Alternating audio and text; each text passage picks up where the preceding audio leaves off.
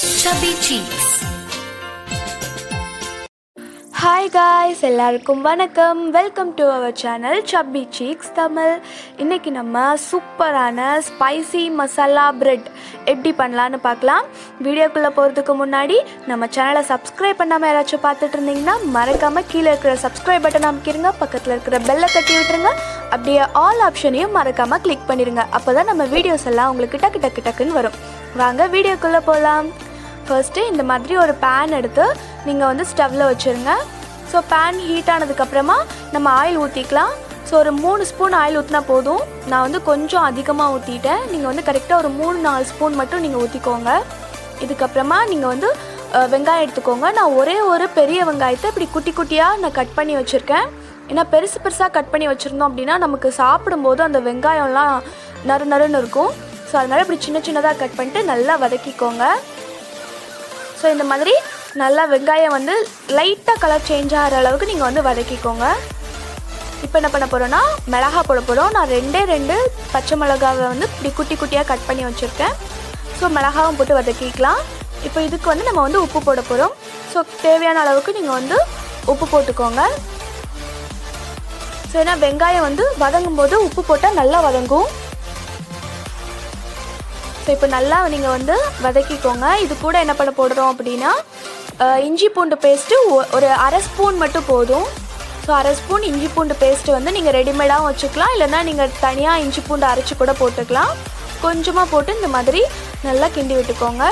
இதுக்கப்புறம் நம்ம மசாலாலாம் ஆட் பண்ணிடலாம். ஸோ ஒரு 1/4 டீஸ்பூன் வந்து மஞ்சத்தூள் போட்டுக்கலாம். அதுக்கப்புறமா ஒரு ஸ்பூன் மிளகாய் பொடி போட்டுக்கலாம். ஸோ இந்த மாதிரி போட்டு நல்லா வந்து வதக்கி விட்டுக்கோங்க. ஸோ இந்த மாதிரி நமக்கு நல்லா வதங்கினதுக்கப்புறம் வெங்காயம் இந்த பச்சை வாசனை, இந்த மசாலாவோட பச்சை வாசனைலாம் போனதுக்கப்புறமா நம்ம ஸ்டவ் ஆஃப் பண்ணிடலாம். ஸோ இது கொஞ்ச நேரம் ஆறட்டும். இப்போ நம்ம என்ன பண்ணலான்னா 2 முட்டை எடுத்திருக்கேன். இப்போ இந்த 2 முட்டையை நீங்கள் வந்து லைட்டாக உப்பு போட்டு நல்லா அடித்து எடுத்துக்கோங்க. ஸோ இந்த மாதிரி நல்லா பீட் பண்ணிக்கோங்க. இப்போ நம்ம வந்து 5 பிரெட் எடுத்தோம் அப்படின்னா ஒரு 2-3 முட்டை போட்டிங்கன்னா ரொம்பவே தாராளமாக பற்றிக்கும். ஸோ இப்போ நம்ம அந்த முட்டை அடித்து வச்சுருந்தோம்ல, அதில் வந்து நம்ம பண்ண மசாலாவையும் இப்படி போட்டு நல்லா வந்து கிண்டி விட்டுக்கலாம். ஸோ இதை நல்லா மிக்ஸ் பண்ணிவிட்டு கடைசியாக கொத்தமல்லி இலையை வந்து ஒரு கைப்பிடி எடுத்து இந்த மாதிரி போட்டு அதையும் இது கூட சேர்த்து நல்லா மிக்ஸ் பண்ணிக்கோங்க. இதுக்கப்புறமா நான் வந்து ஒரு 5 பிரெட் மட்டும் எடுத்து வச்சுருக்கேன்.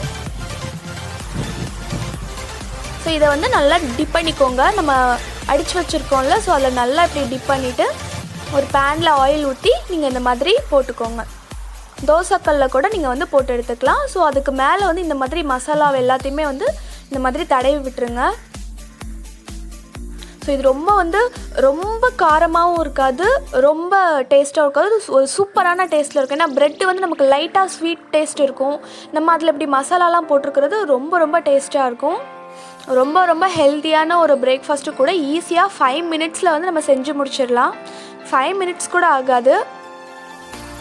ஸோ இந்த மாதிரி நான் 5 பிரெட்டையுமே வந்து பொரிச்சு எடுத்துக்கிட்டேன். ஸோ சூப்பரான நம்மளுடைய spicy masala bread breakfast ready ஆகிடுச்சு. ஸோ நீங்கள் கண்டிப்பாக ட்ரை பண்ணி பார்த்துட்டு எப்படி இருக்குன்னு சொல்லுங்கள். நம்மளோட இந்த ரெசிபி உங்களுக்கு பிடிச்சிருக்கா இல்லையான்னு மறக்காமல் கமெண்ட் பண்ணுங்கள். பிடிச்சிருந்ததுன்னா லைக் பண்ணுங்கள். நம்ம சேனலில் போடுற வீடியோஸ் எல்லாம் உங்களுக்கு டக்குன்னு வரணும்னா ப்ளீஸ் நம்ம சேனலை மறக்காமல் சப்ஸ்கிரைப் பண்ணி வச்சுருங்க. நெக்ஸ்ட் வீடியோவில் பார்க்கலாம். பாய்.